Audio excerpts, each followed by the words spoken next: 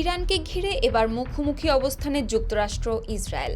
এক দেশ চাইছে কূটনৈতিক সমাধান, তো আরেক দেশ চাইছে সরাসরি সামরিক অভিযান। আর এই মতবিরোধী এবার প্রকাশ্যে চলে এসেছে ট্রাম্প ও নেতানিয়াহুর উত্তপ্ত ফোনালাপে। ইরান ইস্যুতে এবার প্রকাশ্যে ফাটল দেখা দিয়েছে ট্রাম্প ও নেতানিয়াহুর সম্পর্কে।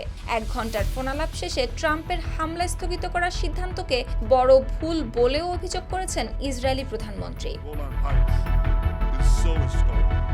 সিএনএনের প্রতিবেদনের বরাতে এক্সিওস জানিয়েছে, গত মঙ্গলবার দুই নেতার মধ্যে হওয়া ওই ফোনালাপ ছিল বেশ উত্তেজনাপূর্ণ।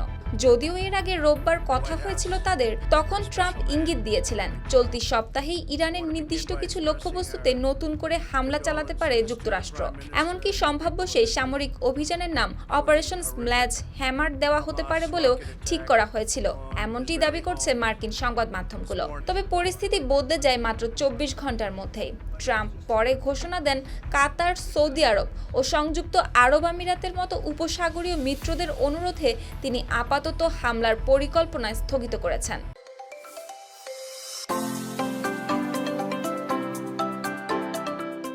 এরপর থেকেই শুরু নতুন টানাপোড়েন। ইসরায়েলি সূত্রগুলোর ভাষ্য অনুযায়ী নেতানিয়াহু চান দ্রুত সামরিক অভিযান শুরু হোক।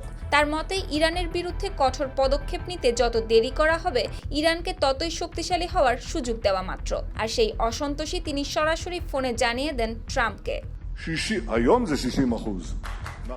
অন্যদিকে ট্রাম্প এখনও চাইছেন ইরানের সঙ্গে কূটনৈতিক সমাধানের পথে এগোতে। সাংবাদিকদের সঙ্গে আলাপকালে তিনি বলেন, ইরান পরিস্থিতি এখন চূড়ান্ত পর্যায়ে রয়েছে, তিনি দেখতে চান শেষ পর্যন্ত কি হয়। একই সঙ্গে তিনি সতর্ক করে বলেন, চুক্তি না হলে পরিস্থিতি খুব দ্রুত ভয়াবহ দিকেও যেতে পারে। এদিকে পাকিস্তানের মধ্যস্থতায় তেহরান ও ওয়াশিংটনের মধ্যে এখনও নিয়মিত বার্তা আদান প্রদান চলছে বলে জানিয়েছে ইরানের পররাষ্ট্র মন্ত্রণালয়ের মুখপাত্র ইসমাইল বাঘাই।